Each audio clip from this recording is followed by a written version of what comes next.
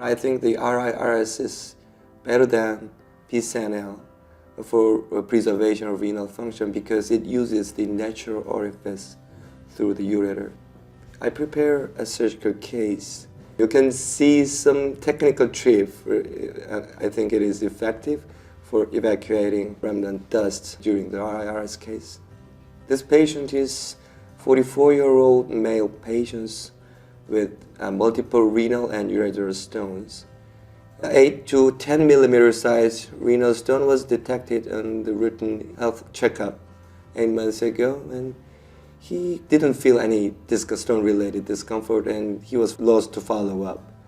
And finally, 1 month ago, he visited the emergency room after he felt a severe degree of flank discomfort, and just painkillers were prescribed. So he finally visited a local clinic to undergo SWL, and he underwent 3 times. But stones were not fragmented at all after 3 times SWL. So finally visited my hospital to undergo the RIRS surgery. This stone is a radial opaque stone, so we can see the ureteral stone in the left upper ureter. There is a small stone in the left upper calyx. There are 2 more small stones in the bilateral kidney, and this is the main stone, 1 centimeter sized ureteral stone, and you can see the severe grade of hydroureteral nephrosis. The renal function of the right kidney is slightly decreased compared to the left kidney. If the stone size is larger than 1 centimeter, or creatinine or glomerular filtration rate is out of the normal range, then I think I should check the renal function preoperatively. Around postoperative 3 months, I check the renal function again, and I compare. Regardless of the presence of stone-related symptoms, patients with renal stone larger than 1 centimeter, about half of them showed deterioration of the renal function. So at first I put the guide wire hydrophilic and very soft. I put the ureteral scope directly over the into the ureter, and you can see the ureteral stone first. And after that, I used the ureteral catheter 5 French, and this is for the insertion of the super-stiff guide wire into the renal pelvis. So now, before I put the ureteral access sheath into the ureter, the urine in the bladder should be removed, because if there are much amount of urine in the bladder, then the ureteral vascular junction can be compressed, so the ureteral injury may occur. Okay. So now I remove the ureteral Foley catheter, and safety guide wire should be inserted. So I use the dual lumen catheter for this purpose. And now the super stiff guide wire goes. So I fix the safety guide wire using this tube on the right side of the urethra. First I measure the appropriate length of the ureteral accesses before I put it in. And now it goes in. Now I'm using the 11 French Navigator accesses. Yeah, I am the first person to use lithotripsy in my country. We sometimes realize the necessity of disposable things, especially for multiple stones, or possibility of renal scope damage, or microorganisms resistant to multiple antibiotics. The sterilization process is considered some time-consuming process, and we should consider cost of the process. So lithotripsy can be a viable option to solve this kind of problem. I connect the irrigation system into the irrigation port first, and I use the automated and manual irrigation system as well together.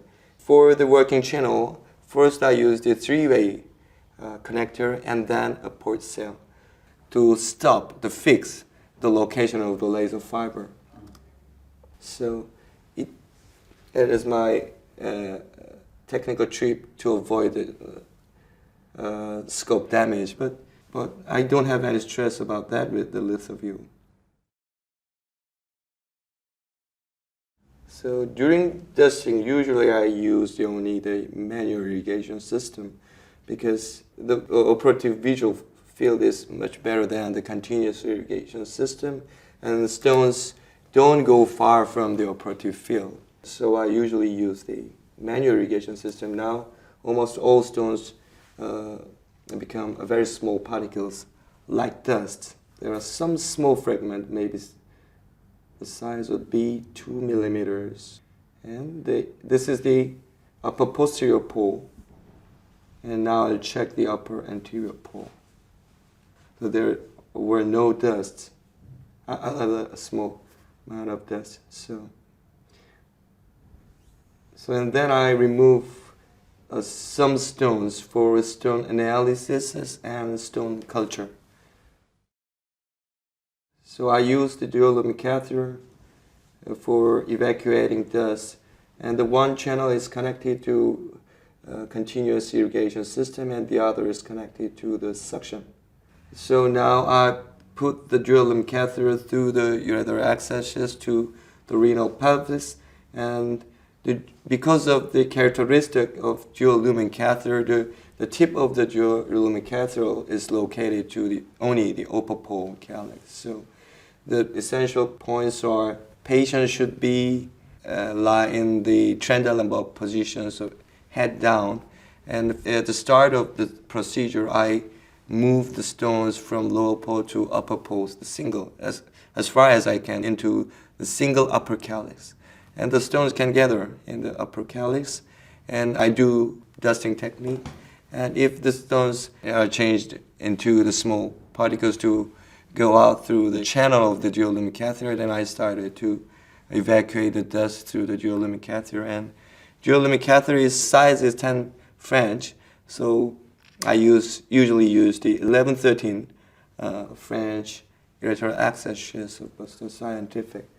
So I do alternatively irrigation and suction, more than 10 times. I do the back and forth movement of the dual lumen catheter to maximize the efficiency of evacuating dust. The procedure should be gentle movement. If the ureter and upper pole calyx is straight enough, you can effectively use this technique. So you can see almost all dust already removed through the dual lumen catheter there. During the retrieval of the access sheath and scope, I check whether there is any ureteral injury or not. You can use the same material, same product, but we can use differently. So, and it depends on the many factors like the difference of nation, country, and then socioeconomic status. And we should consider all of the factors to maximize the surgical efficiency with the same materials or products.